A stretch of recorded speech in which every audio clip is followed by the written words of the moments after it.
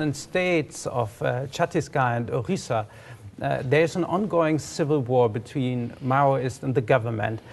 What are the backgrounds of this fight, and who is actually fighting against whom for which reasons? If you look at the map of India, the central part of India, the forest belt, is the tribal belt. That's where the forest dwellers live. It happens to also be the richest mineral belt. And with the globalized economy, all mining for bauxite and iron ore, coal, all polluting industry has been pushed to these regions, to states like Chhattisgarh and Orissa. In 1996, we got a very, very important law enacted in India. And in short, it is called the Self-Rule for Tribal Communities, which basically said that if tribal communities have to make a decision, the highest competent authority is their community itself, whether the land has to be taken for a mine or a factory. And in the area which is now Chhattisgarh, the tribals would call people like me, who they see as witnesses for the earth and for their rights, to witness their decision-making. And I remember in villages, they would sing and dance and sit and discuss in consensus, do we want this German steel plant? I remember a village where a German steel plant had to be set up. And the villagers thought about it for 3 days and said, well, they'll come in here, they'll give us money, we'll be destitute, we won't have our culture, we won't have our forest. No, we'd rather continue to live on our forest and our home. We won't give our land to the steel plant. Happened to a second steel plant, happened to a third steel plant.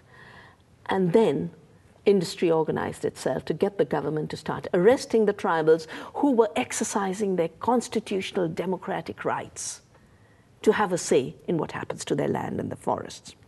Then the shootings and killings started. That allowed the Maoists, who have been around, I mean, there are Maoists in every country, there's extreme left everywhere. There are many people who believe that violence is the most effective way to get justice in an unjust system. When the shooting started, the Maoist support started to grow, because the Maoists said, your peaceful protest is being ignored, you're being shot anyway, you might as well arm yourself. That is what has led to 1/3 of India going into Maoist control. Today, the Maoists and the tribals have a very, very close relationship because the state has joined with global corporate capital to dispossess the tribals of their resources, their land, their rights. And that is why there is a civil war in Chhattisgarh. There is a civil war in large parts of Orissa. And that's why colleagues like Dr. Binayak Sen, an extremely eminent doctor, someone I've worked with to save seeds in that area of Chhattisgarh, which is the home of rice, where we used to have 200,000 rice varieties, they get thrown into jail as if they are part of the Maoist rebellion. And the Supreme Court just recently gave bail to Dr. Binayak Sen, saying, carrying leftist literature doesn't make you a Maoist, just as much as carrying Gandhi's biography doesn't make you a Gandhian.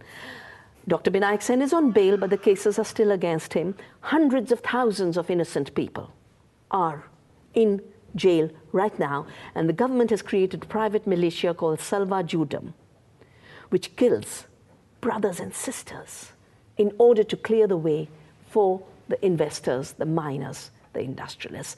That is the war. The war is between local people, their rights, and the Constitution of India, and a corporate state and the corporations who, for the growth model, want to mine the last bit of minerals for a 20 to 30-year experiment of destruction.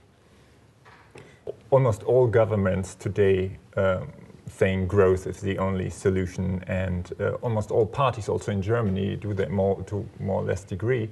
How do you think that a transition is possible? Who's the actor if governments are not the actors?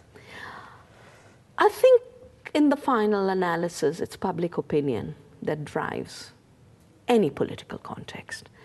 Look at the Arab world. Who would have imagined a rebellion in Mubarak's Egypt? He was such a strong man. And things started to change, not necessarily all peaceful right now, as we are seeing with the new conflicts across religious identity.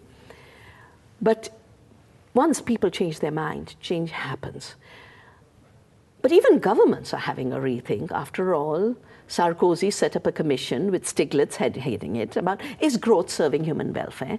And 3 Nobel laureates came to the conclusion, no, there's no correlation between human welfare and growth. I advise the government of Bhutan. The Prime Minister invited me to help Bhutan go 100% organic. This is a government that decided years ago that gross domestic product does not measure anything meaningful. They care for their people, and they want to measure gross national happiness. And when they ask us as Navdanya to help them go organic, they talk about growing happiness. One of the things we are going to do, besides helping them go organic, is I'm actually going to start measuring happiness per acre. And I do believe if you start disaggregating wealth in terms of where does it end, are your ecosystems healthier? Then you have more natural wealth. Are your people healthier and wealthier? Then you have more social wealth. Are your corporations more healthier and wealthier? In which case you have large amounts of corporate profits and wealth. It's no more justified to talk about growth as an anonymous indicator. We need to disaggregate it. We need to show money flows that actually cause destruction of the kind that are happening in India today around land grab. 300 rupees to 600,000 rupees, that is a false growth. It is war. War should not be counted as contributing to human welfare. It's also time to see how this growth that is accumulating wealth in the hands of a handful of people across the world is creating new Mubaraks. And new Mubaraks will go the way of the old Mubaraks. Eventually, the people will have a say. Thank you very much, Vandana Shiva. This was Kontext TV. For more information, please go to our website www.kontext-tv.de. Thanks for staying with us. Please join us again, David Gößmann and Fabian Scheidler.